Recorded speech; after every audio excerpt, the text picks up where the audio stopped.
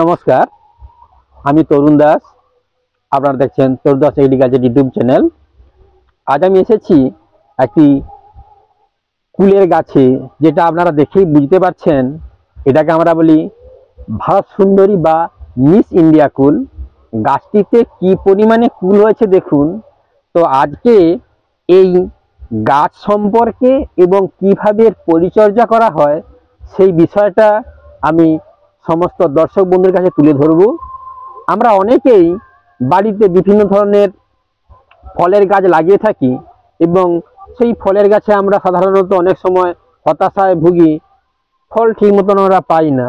তো সে কারণে যে সমস্ত মানুষজন ছাদ বাগান বা বাড়ির উঠোনের বিভিন্ন ফল গাছের বাগান করে বাণিজ্যিকভাবে কিছু ইনকাম করতে চান, তাদের জন্য কিন্তু এই ভিডিওটি খুবই গুরুত্বপূর্ণ।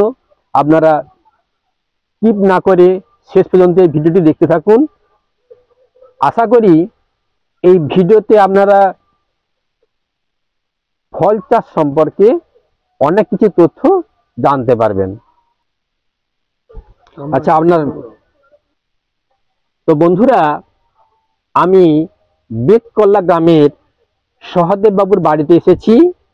উনি এই গাছ লাগিয়েছেন, দেখুন কিভাবে ফল হয়েছে আর কিভাবে পরিচর্যা করেন সেই বিষয়টা আপনাদের সামনে উত্থাপন করব। নমস্কার খাড়া বাবু। আমি মূলত জানতে চাচ্ছি যে আপনার এই গাছে ফল দেখে তো আমি মুগ্ধ হয়ে গেছি। তো আরো কয়েকটি গাছ আমি দেখেছিলাম, তাতে কিন্তু এই ধরনের ফল হয় না, অর্থাৎ অনেক কম পরিমাণে ফল হয় এবং সেটা বা অন্য প্রজাতির, যদিও মিস ইন্ডিয়া কুলের গাছ তাদের একটা ছিল। তো আপনি বলুন যে আপনার এই ধরনের ফলের জন্য আপনি কি ধরনের ব্যবস্থা নেন বা কি প্রতিকার নেন যাতে ফলের সংখ্যাটা অনেক বৃদ্ধি পায় এবং পাকা বা তোলা পর্যন্ত ফলগুলো টিকে থাকে গাছে। এবার দেখুন, আমি গাছ লাগানো হয় বিশেষ করে আষাঢ় মাসের দিকে।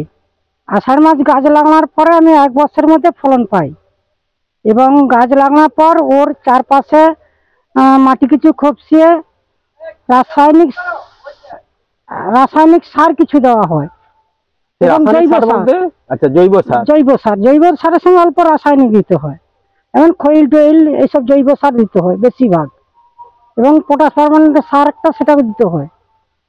পটাশ দানা দেন না তরল দেন? দানা। আচ্ছা। এবং এই ফুলটি আসার আগে আপনার এগ্রিকালচারের সঙ্গে কথা বলে ঔষধ কিছু ব্যবহার করতে দেয়, যাতে এই গাছে ফলনটা আসে, ফুলটা আসে এবং ফলনটা যাতে ঠিকসে হয় বা ফলনটা ধরে। কারণ এতে তো পরাগ না মিলালে ফলন আসবে না। হ্যাঁ, তো কি ওষুধটা দেন সেটা কি খেয়াল আছে? না, উনি আমাকে ওই লুজ ওষুধ দেয়, সেটার লেভেলটা আমাকে দেননি। আচ্ছা আচ্ছা, মানে ওষুধ দোকান থেকে গিয়ে আপনি এই ফল যাতে বেশি হয় আর যাতে দানা হয় সেজন্য বললে তারা এই ধরনের ওষুধ দেয়। ওষুধটাকে প্রথমে 15 দিন অন্তর প্রয়োগ করতে হয়, তারপরে এই 3 ভাগ মতো ফল হয়ে গেলে আর দিতে হয় না। আচ্ছা, গাছ তো অনেক বড়, তো আপনি কিভাবে সেই ওষুধটা স্প্রে করেন? ওই আপনার হাত মুখ পালিয়ে বা এখন ব্যাটারি আছে, ওতেই দিয়ে একটু নজল একটু লুজ করলেই পুরোটা গাছ চলে যায় এবং গাছটা চারপাশে একটু ঘুরে ঘুরে দিতে হয়। তাহলে ফল হবার আগে, অর্থাৎ ফুল আসার আগে একবার ওষুধ মারেন, তারপর ফুল এসে যাবে। ফুল এসে গেল, ফুলের পরে গুটি যাতে না ঝরে পড়ে যায় সেজন্য আপনি ওই ওষুধ দেওয়া থাকে, 2-3 বার স্প্রে করেন। আচ্ছা, ফল হওয়ার পর ধরুন এই তো ফল হয়ে গেছে, এখন প্রায় তোলার সময় চলে আসছে, তো এখন দেখলাম যে এই ইলিশ জাল দিয়ে আপনি গাছটিকে ঢেকে রেখেছেন, এটা করার দেওয়ার কারণ কি বা ঢাকে রেখে দেওয়ার কারণটা কি? এটা নিশাচর পাখি রাত্রে বা দিনে কিছু পাখি এসে ফলগুলোকে নষ্ট করে দেয়, গাছে বসে ঠগরি ঠগরি ফলগুলোকে নষ্ট করে দেওয়ার জন্য জাল দিয়ে গাছটাকে একটু ঢেকে রাখা হচ্ছে। আচ্ছা, এছাড়া কি অন্য কোনো পোকার প্রাদুর্ভাব ঘটে, ওই লেদা পোকা বা লেদা জাতীয় পোকা? না না, এতে লেদা জাতীয় পোকা উঠতে পারে না। আপনার এই গাছটার মানে কত বছর আগে লাগিয়েছিলেন? গাছটা লাগিয়েছি ধরুন 6 বছর, এবং প্রতি বছর 1 বছর থাকে গাছ, তারপর থেকে গাছকে ছেটে দিতে হয়, নতুন শাখার জন্য গাছকে ছেটে দিতে হয়। ওই 6 ফুট 7 ফুট করে গাছ রাখার পরে ছেটে দিতে হয়। আচ্ছা, ছেড়ে গোড়া দিলে থেকে, হ্যাঁ, আবার নতুন ফ্যাং হলো এবং নতুন ফল নতুন হলো। ফল হয়, তাতে ফলন বেশি হয়। তাহলে এই যে কাটিং করেন, এটা ক বছর পর থেকে কাটিং করেন? 2 বছর পর থেকে কাটিং। 2 বছর পর থেকে এই যত ডাল ঢেপে গেছে সব ডাল, পুরনো ডাল সব কেটে ফেলে দিবেন, হ্যাঁ, হ্যাঁ। যে গাছ নেড়া হয়ে গেল। হ্যাঁ, তারপরে আপনি কি কোনো ওষুধ মারেন? না, ও নতুন আবার আবার ডাল হতে থাকে। হ্যাঁ। গাছটি বর্তমানে কতটা জায়গা নিয়ে অবস্থান করছে? প্রায় 1 কাঠার মতন জায়গা তো নিয়ে অবস্থান করছে। 2 ডিসিমেলটা জায়গা নিয়েছে। তো এই গাছটিতে প্রত্যেক বছর এই ধরনেরই ফল হয়। হ্যাঁ, তো এখান থেকে আপনি কি পরিমাণ ফল বিক্রি করেন? ফলন তো 4 কুইন্টালের ফল হয়, 4-5 কুইন্টালের মতো কাছাকাছি হয় ফল হয়। তো এবছর আপনি এই কি পরিমাণ ফল আশা করছেন, কতটা পরিমাণ ফল হবার আশা করছেন? এবছর 5 কুইন্টাল তো হবে। আর কি পরিমাণ অর্থের আশা করছেন? এগুলো তো এখন মার্কেটে 60 টাকায় বিক্রি হচ্ছে। আচ্ছা, ফল কি আপনি মানে বাড়ি থেকে পাইকার নিয়ে চলে যান না কিভাবে বিক্রি করেন? বাড়ি থেকেই খদ্দারে নিয়ে চলে যায়। এই ফলটা বিশেষ করে এত মিষ্টি স্বাদ, হ্যাঁ, যার ফলে বাড়ি থেকে আমার খদ্দার অধিকাংশ নিয়ে চলে যায়। আচ্ছা, আপনি এই ধরনের কটা গাছ লাগিয়েছেন? 2টো জাতের আছে। আচ্ছা, একটা জাতের আছে, হ্যাঁ, এটা হচ্ছে মিস ইন্ডিয়া বা ভাত হ্যাঁ। সুন্দরী বলা হয়। এর বৈশিষ্ট্য হচ্ছে গোল হ্যাঁ। আর আপেলের মতন লাল লাল হয়, একে আপেল বয়ারও বলা হয়। দেখুন, এটাকে আপেল বয়ারও বলা হয়। বেশ আপেলের মতন রংটা লাল হয়ে যায়। আর একটা আছে এমনি লম্বা ধরনের গোল বয়ার, সেটাও মিষ্টি। তো যারা এই ধরনের গাছ লাগাতে ইচ্ছুক তাদের কে আপনি কি বলবেন? অর্থাৎ এই গাছ লাগিয়ে লাভদায়ক না লাভের মুখ দেখতে পাওয়া যায় না? অবশ্যই লাভদায়ক।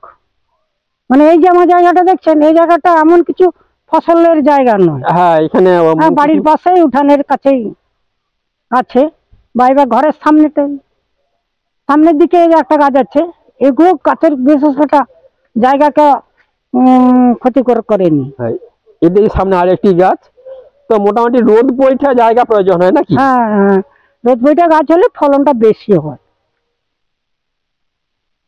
তো বন্ধুরা, যারা বাড়ির এই ধরনের রোদযুক্ত জায়গা বেকার পতিত হয়ে পড়ে আছে, এটিকে আমরা আলসা চাষ বলে থাকি। সাধারণত হলুদকে আলসা চাষ বলা হয়, কারণ একবার লাগানোর পর তাতে কোনো কিছু যত্ন বা পরিচর্যা করতে হয় না। তো এটিও এক ধরনের চাষ, যেটা লাগানোর পরে ওই 2 বছর অন্তর যদি একবার ডাল ছাঁটা হয় পুরাতন ডালগুলোকে, তাহলে কিন্তু নতুন ডাল হবে এবং প্রচুর পরিমাণে ফলন হবে। তো বন্ধুরা, যারা বাড়িতে অবসর সময় কাটান, তো তিনারা যদি এই ধরনের কিছু ফলের গাছ লাগান, তো অবশ্যই বাড়ির অর্থনৈতিক উন্নতি হবে এবং তার সাথে সাথে নিজের মানসিক এবং শারীরিক একটা দৃঢ়তা প্রকাশ পাবে, যেখানে আপনার আগামী দিনগুলো আরো আনন্দময় হয়ে উঠবে। তো যে সমস্ত বন্ধুরা আমার চ্যানেলে নতুন এসেছেন, লাইক কমেন্ট শেয়ার করবেন আর সাবস্ক্রাইব করে সঙ্গে থাকবেন। সমস্ত বন্ধুদের ধন্যবাদ, নমস্কার।